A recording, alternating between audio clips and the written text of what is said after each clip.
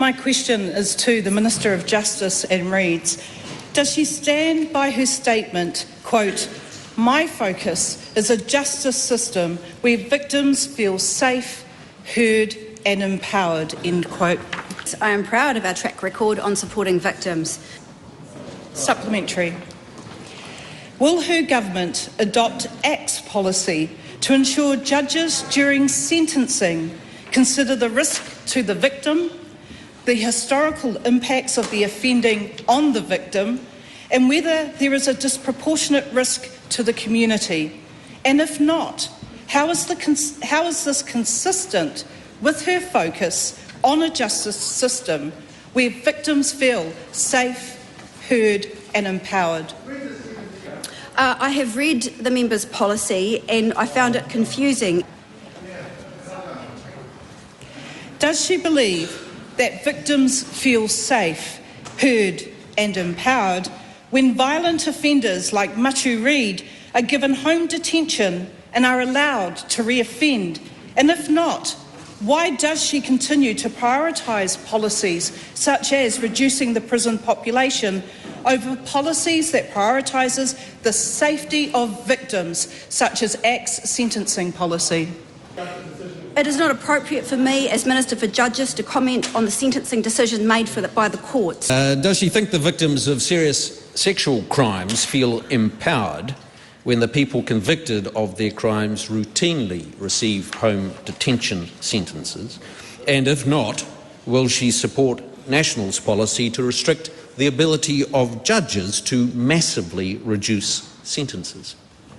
Mr Speaker, again, that is a confused policy as I'm not clear on where that would be impacted. As I've already stated, it is not appropriate for me to comment on the sentencing decisions made by the courts.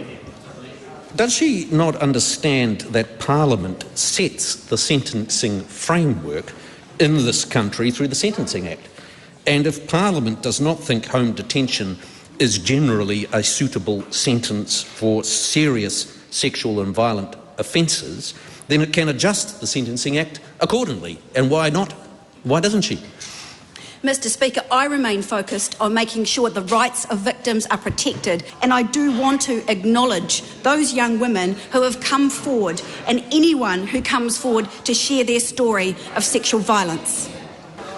Should mongrel mob gang members be able to wear their patches in public spaces? Mr Speaker, it was proven to be unsuccessful and that was not an effective way of controlling gangs. Does the Minister think that mongrel mob members should be able to wear their patches in public? Mr Speaker, I believe I answered that question.